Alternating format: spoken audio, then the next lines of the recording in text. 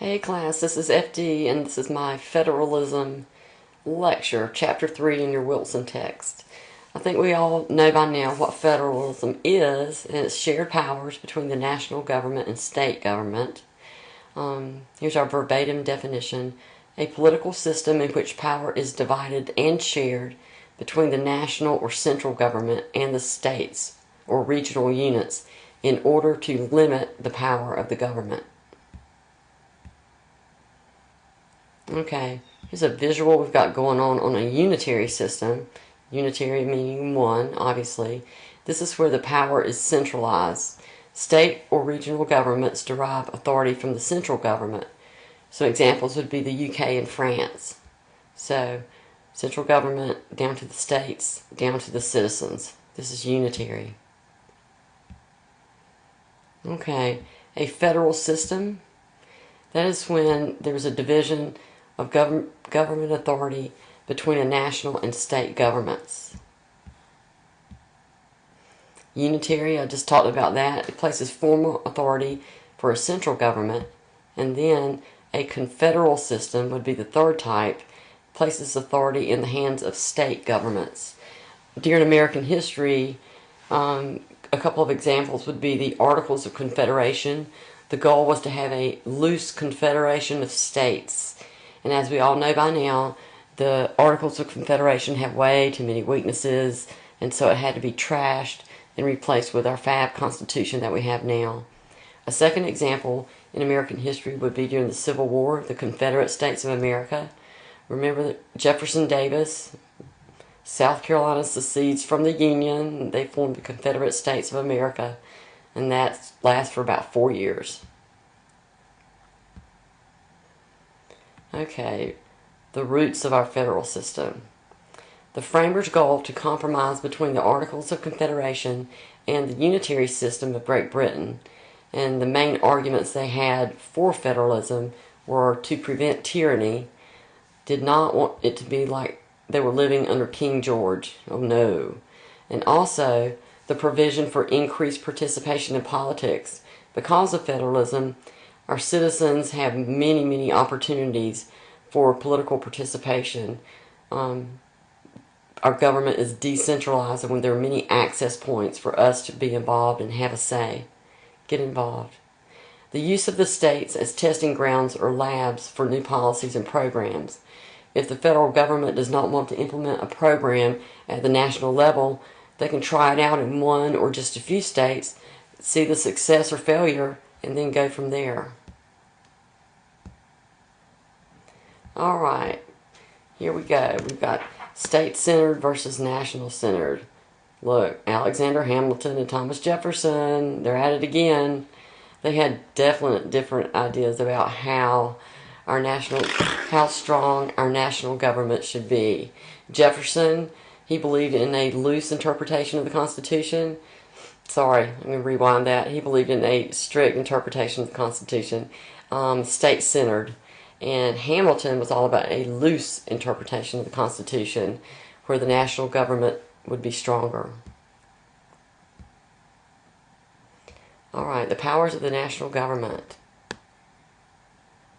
Okay, we have three types.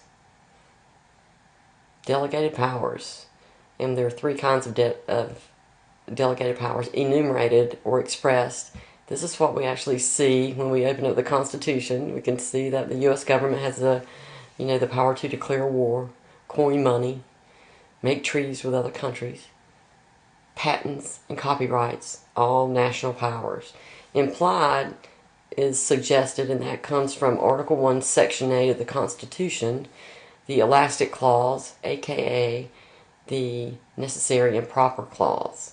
And the inherent powers are powers that are inherent because it's the national government. And I have examples of all those here. Okay, the enumerated powers are literal. Article 1, Section 8. Like I said, here are some examples. Taxes, duties, provide for the common defense, regulate commerce, regulate relations between the states, make money, declare war. These are literal.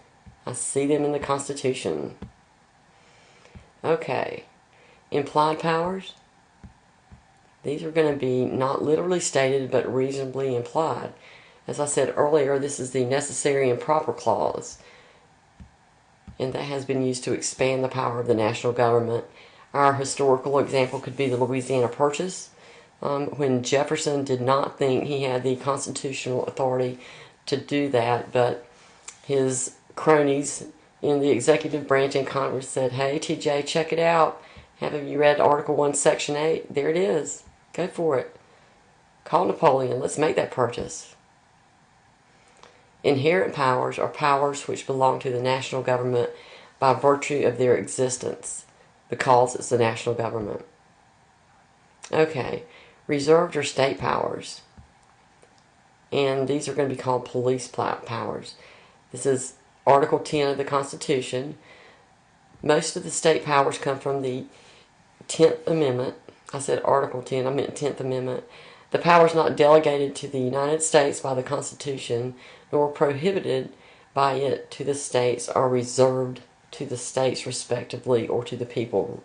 Okay, reserved powers. Marriage license, driver's license, conducting elections, education. Those are examples of reserved powers to the states. Concurrent powers are shared powers of the national and state governments. And let's go back here to some concurrent powers that we have shared. Taxing. We have state taxes and we have federal taxes. Concurrent powers would be dealing with the highways. That could be an example, because highways don't end in one state. They continue through. So maintenance on that. Concurrent powers. Powers that are denied. Article 1, Section 9 lays out powers denied to the central government. For example, give preference to ports of one state over another. You know that states cannot enter into treaties, alliances, or confederations with other countries, so those are denied powers. The Supremacy Clause in Article 4 of the Constitution, it is, what it sounds like. The federal government is the supreme law of the land. So if the states and federal government argue, the feds are going to win.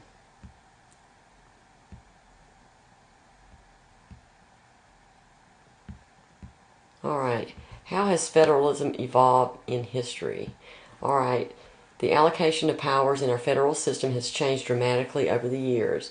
And I have 3 Supreme Court cases that we're going to discuss. McCulloch versus Maryland, Gibbons v. Ogden, and then we have our Dred Scott v. Sanford. Okay, in McCulloch versus Maryland, 1819, John Marshall was the Chief Justice, and he was the poster child for strong national government. Basically, what's going on in this case is the bank in Maryland, a state bank, taxed the national bank, and the national government, the state of Maryland, taxed the national bank, and it ends up in the U.S. Supreme Court, and the argument was, state power versus national power, who's supreme? And John Marshall's court said, wait a minute, the states can't tax the national government, so national government is supreme. And here's what the court upheld. Come back. Okay. The court upheld the power of the national government. There we go. And denied the right of the state to tax the bank. The court's broad interpretation of the necessary and proper clause paved the way for later rulings, expanding federal powers more and more and more. So this was the first one, 1819. Okay, here we go with Gibbons v. Ogden in 1824. And what happens here, the case centered on the conflict between the states and the powers of Congress. And our constitutional question was, could New York grant a monopoly concession on the navigation of the Hudson River? Basically, here's what's going on. There was a ferry company in New Jersey and a ferry company in New York, and they both were on the Hudson River. And they both claimed to have exclusive rights to be the only ferry company ferrying passengers and cargo back and forth across the Hudson River.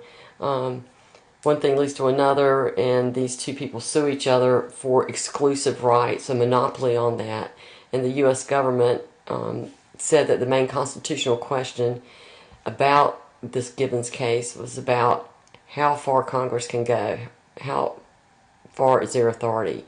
And they based it on something called the Commerce Clause. That's in Article 1.